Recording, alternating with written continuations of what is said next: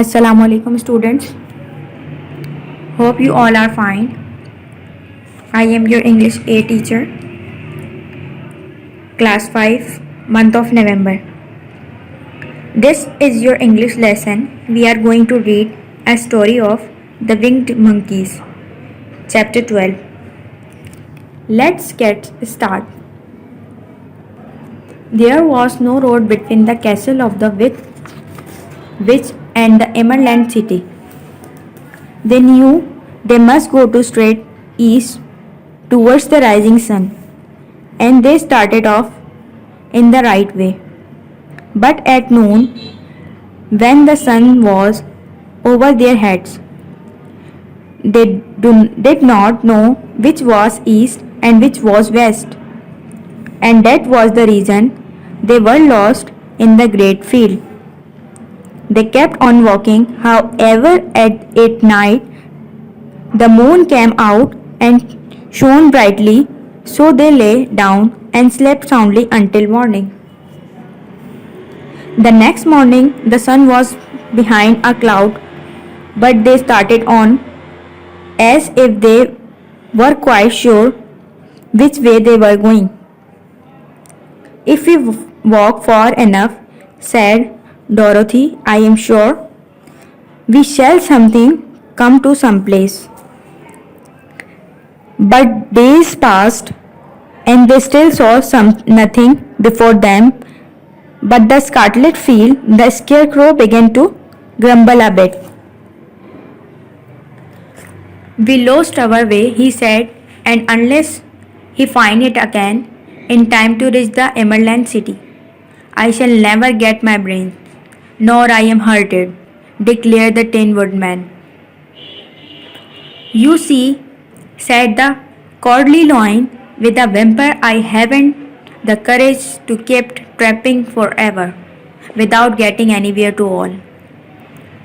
Then Dorothy lost heart.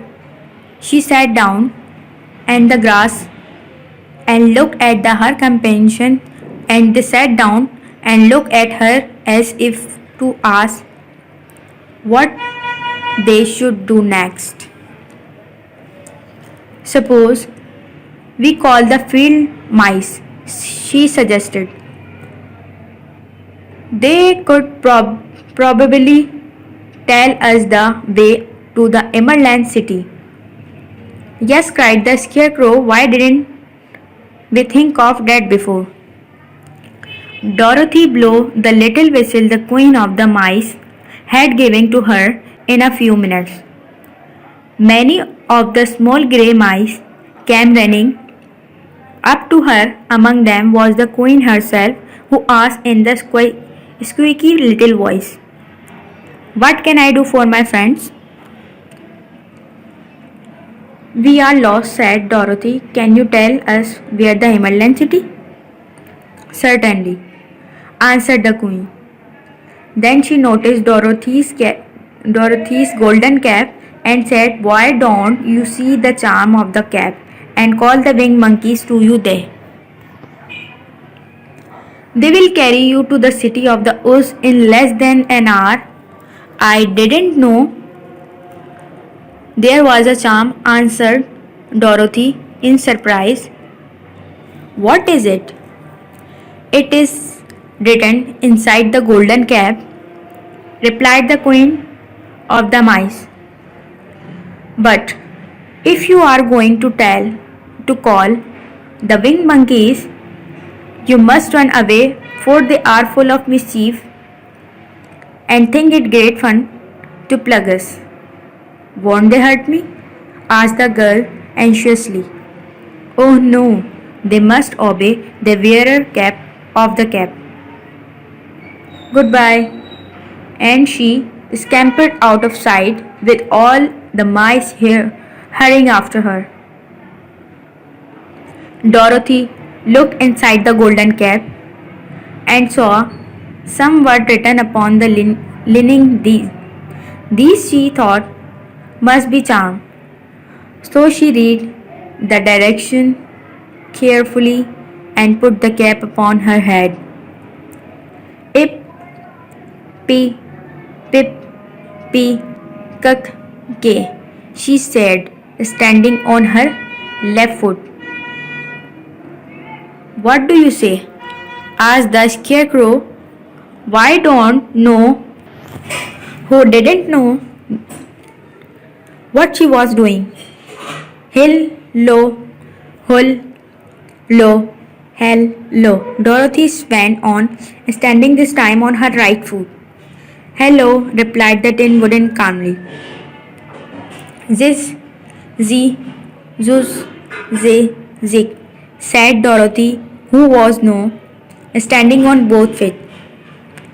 This ended the saying of the charm, and they had a great chattering and flapping of wings as the band of winged monkeys flew up to them. The king bowed low before Dorothy and asked, What is your command? We wish to go to the Emerald City,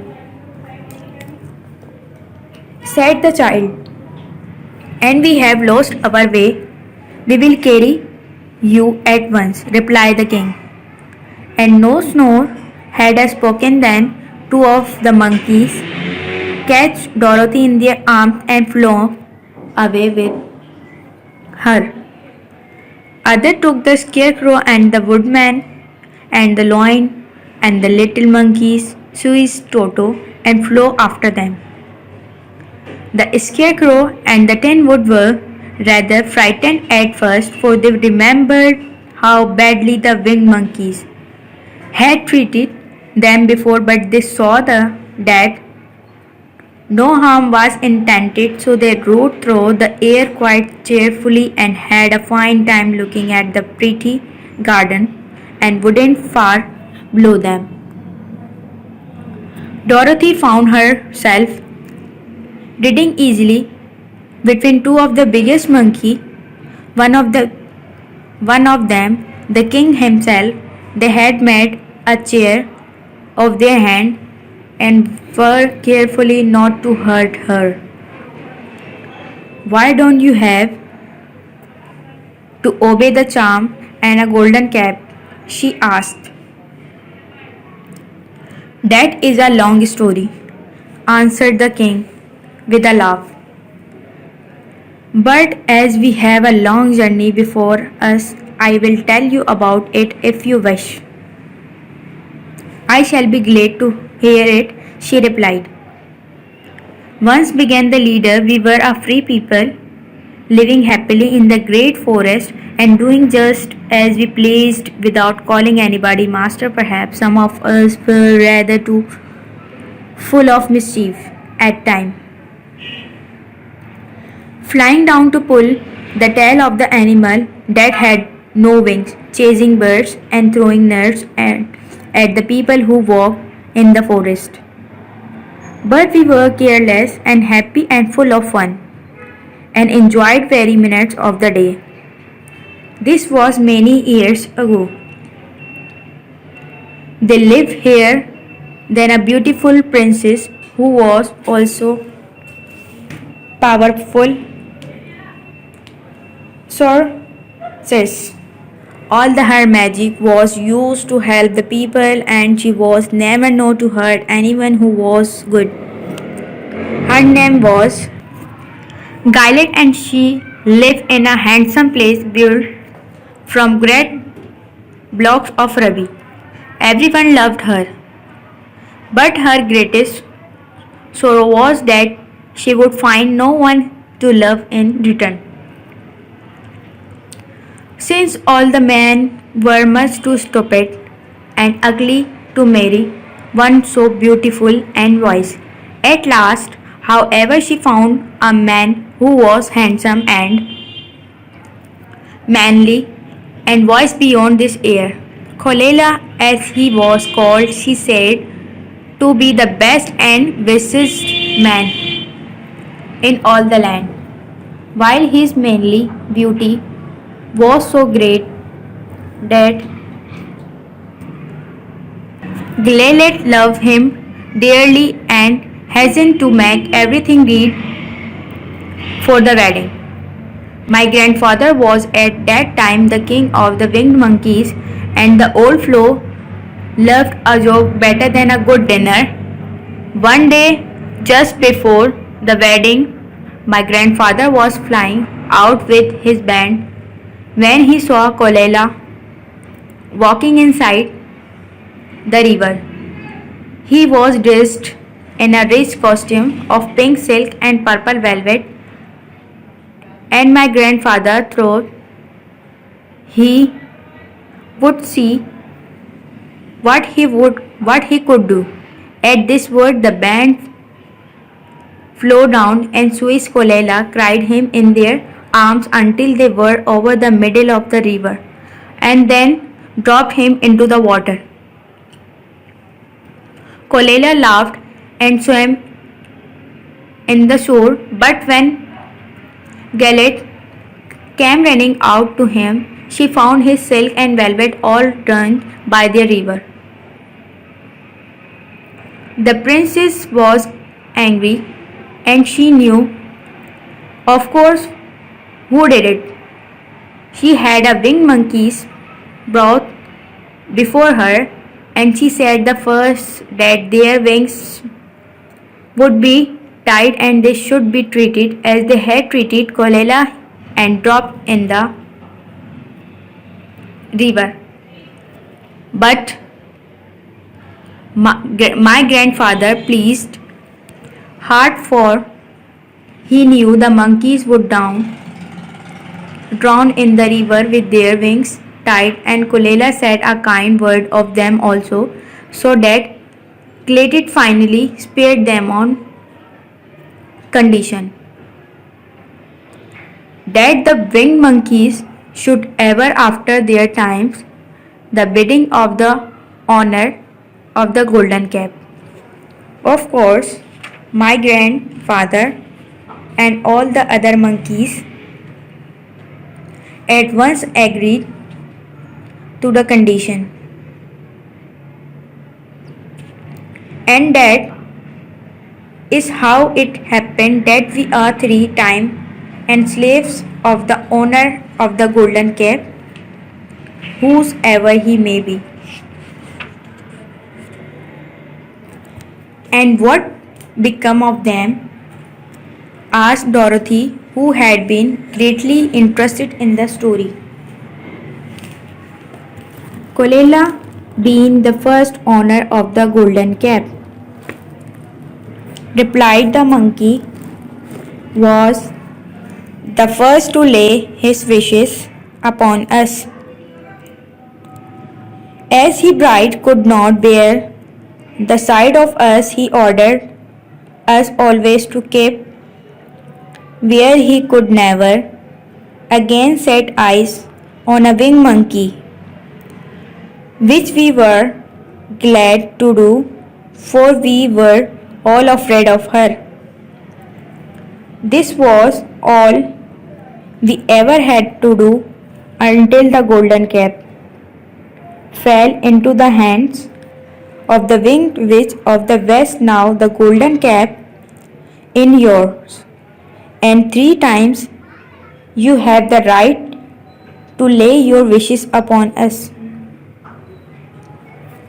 And the Monkey King finished his story. Dorothy looked down and saw the green shining walls of the Emerald City before them. The strange creature set the travelers down carefully, but the gate of the city the king bowed low to Dorothy and then flew swiftly away, followed by all his band. That was a good ride, said the little girl. Yes, and a quick way out of the troubles, replied the lion. How lucky that you have that wonderful cap. So student, I read the chapter The Winged Monkey. Now I will tell you a summary of this chapter. The travelers find out that there is no road between the witch and the Emerald City. There is not even a pathway that they would use which would enable them to reach their destination easily.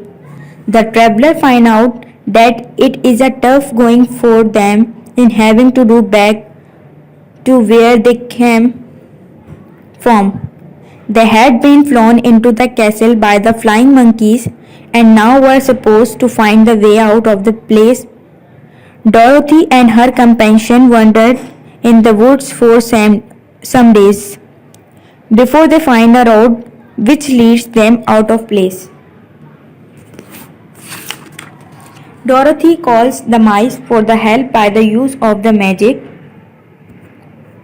whistles which the queen of the field of mice had given her. The queen also tells Dorothy that she can the flying monkeys using the golden cap.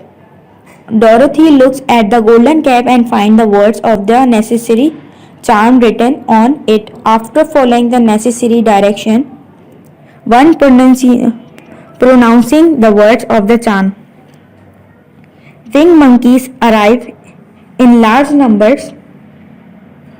The kind of the winged monkeys agree to fly the traveler to Emerald City. While the king is flying Dorothy along, he told her about the history of the winged monkeys. 2 generations before, the grandfather of the king played a trick on the intended husband of a princess who lived nearby. The princess gave out a punishment in which she stated that whoever managed to own the golden cap would become the master of the monkeys. The witch of the west therefore stole the cap and kept it herself until the time when Dorothy killed her and took it. The cap grants 3 wishes by asking to be flown to Emerald City. She used one of the wishes. Once they arrived, the monkeys set their passengers down at the front of the gates of the city and flew away to where they came from. This is the summary of this chapter. Students, first you read the chapter thoroughly and make a title page of month of November. Then the chapter title, The Winged Monkeys, chapter 12. Then you will write the words meaning. Scarlet, S-C-A-R-L-E-T, scarlet, a brilliant red color. Second one is courage, C-O-U-R-A-G-E, courage. Bravery, B-R-A-V-E-R-Y, bravery. Charm, an object, action or saying that was magical power. Velvet, a rich, soft fabric. Pleaded, made a serious appeal from the heart. Bidding, the ordering or requesting of someone to do something. This is your written work. Words to know, write down in your copy. Words you write in black pen and meaning you write blue pen. If you have any problem regarding the chapter and word meaning, ask me on WhatsApp.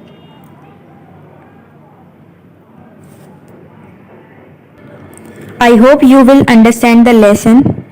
Kindly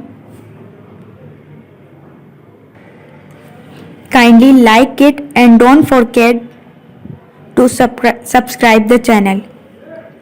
Thank you.